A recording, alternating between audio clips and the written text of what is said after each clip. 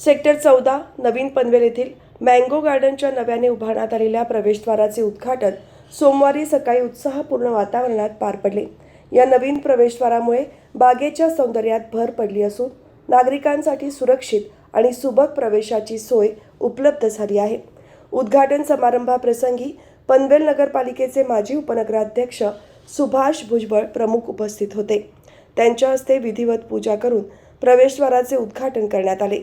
यावेळी उद्योगपती रवींद्र कानपळे, विष्णू गवस, क्रांतिकुमार चितळे, सिद्धेश भुजबळ यांच्यासह परिसरातील नागरिक आणि मान्यवर मोठ्या संख्येने उपस्थित होते।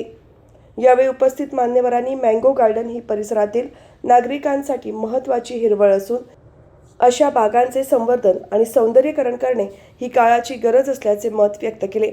नव्या प्रवेशद्वारामुळे बागेला स्वतंत्र ओळख मिळणार असून सकाळी आणि संध्याकाळी फिरायला येणाऱ्या नागरिकांना अधिक सोयीस्कर आणि सुरक्षित वातावरण मिळेल असेही यावेळी नमूद करण्यात आले।